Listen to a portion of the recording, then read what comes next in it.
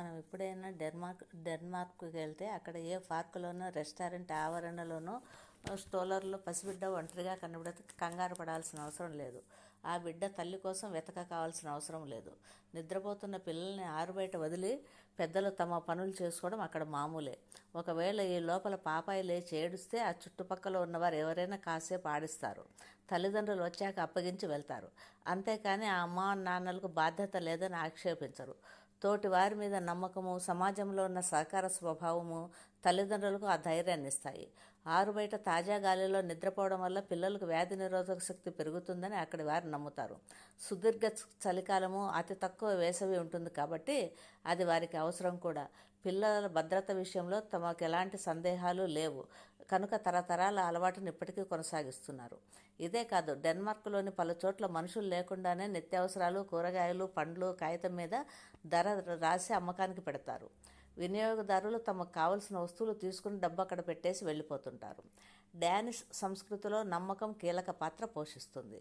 అనుబంధాల్లో, వ్యాపారంలో, పాలనలో ప్రతి చోట ఇది కనిపిస్తుంది. బంధుమిత్రులనే కాదు, అపరిచితులను కూడా నమ్ముతారు. అది వాళ్ళ సామాజిక లక్షణం.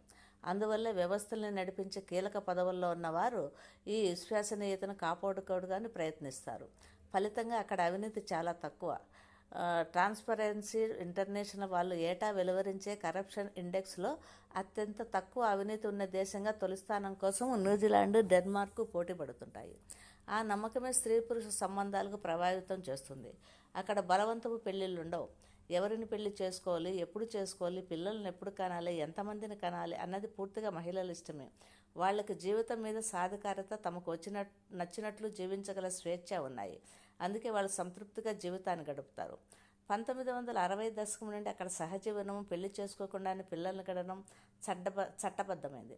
పెళ్లి చేసుకున్నా చేసుకోకపోయినా పిల్లల బాధ్యత మాత్రం ఇద్దరూ సమానంగానే పంచుకుంటారు. నమ్మించి మోసం చేశారన్న ప్రసక్తి అక్కడ ఉండదు.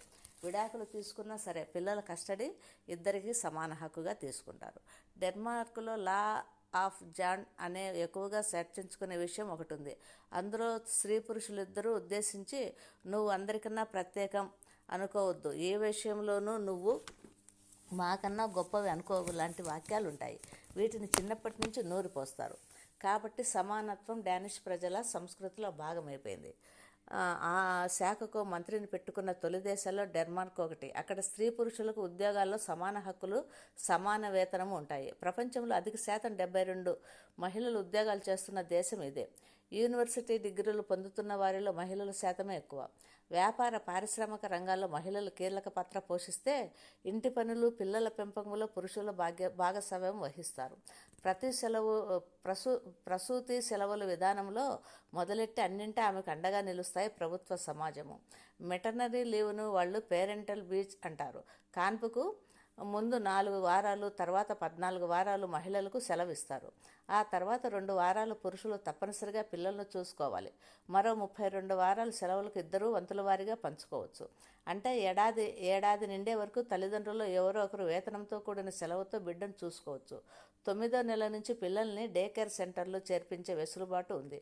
ప్రభుత్వమే నామమాత్రపు రుసుముతో వీటిని 1960లోనే ప్రారంభించింది.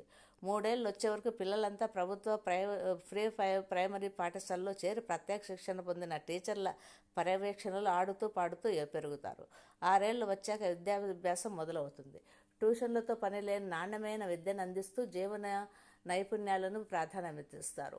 ఇక్కడ స్కూళ్ళల్లో పిల్లలకు ర్యాంకులు ఇవ్వరు. చదువు విషయంలో పిల్లలపై ఎలాంటి ఒత్తిడి ఉండదు. అందుకే ఇక్కడ పిల్లలు సృజనాత్మక రంగాల్లో ఎక్కువగా రాణిస్తారు. 7-8 ఏళ్ల వయసు నుంచే వాళ్ళు ఒంటరిగా పబ్లిక్ ట్రాన్స్పోర్ట్ను ఉపయోగించుకుని బడికి వెళ్ళిపోతుంటారు. పర్యావరణ పరిరక్షణకు ప్రాధాన్యత ఇచ్చే డెన్మార్క్ నగరాల్లో ఆడ, మగ, పేద, గొప్ప తేడా లేకుండా 90% సైకిళ్ల మీదనే తిరుగుతారు. పిల్లలను స్కూలు నుంచి తీసుకురావడం, రాత్రి వంట చేయడం ఎక్కువగా పురుషులదే బాధ్యత. ఇతర దేశాలతో పోలిస్తే డెన్మార్క్లోని పురుషులు ఎక్కువ సమయం ఇంటి పనుల్లో గడుపుతారు. నిజానికి డెన్మార్క్లో రాచరికం ఉంది.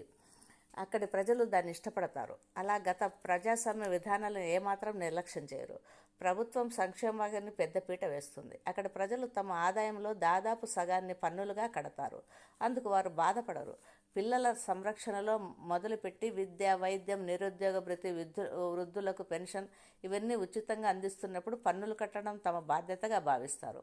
ప్రజా సంక్షేమం పట్ల ప్రభుత్వానికి ఉన్న చిత్తశుద్ధిని ప్రజలే మాత్రం సందేహించరు.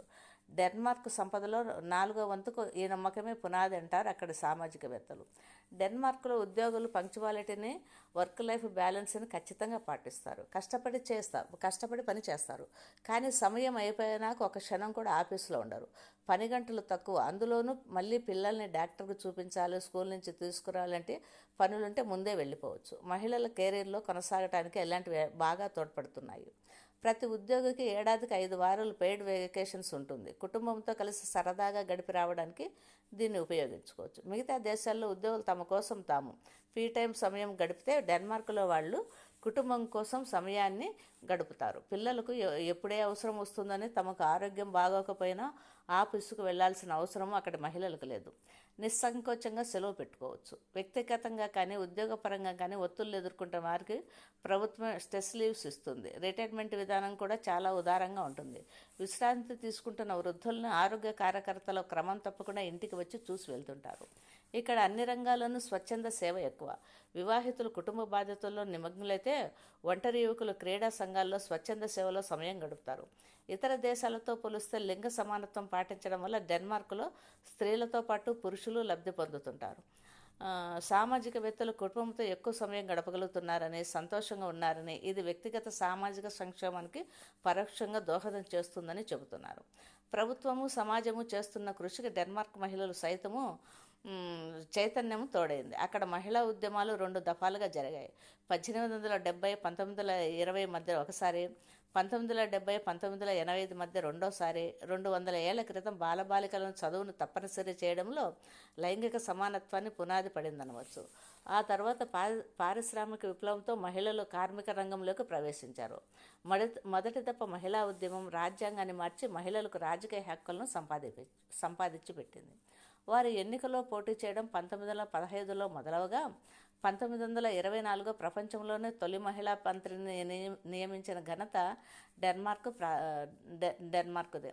తర్వాత కొంతకాలం ప్రపంచవ్యాప్తంగా నెలకొన్న రాజకీయ పరిణామాల వల్ల పరిస్థితిలో పెద్దగా మార్పు లేకపోయింది. దాంతో రెండోసారి సమాన హక్కుల కోసం ఉద్భవించింది మహిళా లోకం. ఫలితంగా వచ్చిన కదలిక చట్టసభలో స్త్రీల సంఖ్యను పెంచింది. 2009లో వారి సంఖ్య అత్యధికంగా 48% చేరింది. ఇప్పుడు అక్కడ పార్లమెంటులో 43% మహిళలు ఉన్నారు. 30% మహిళా మంత్రులే. 2 మహిళలు ప్రధానులుగా పనిచేశారు.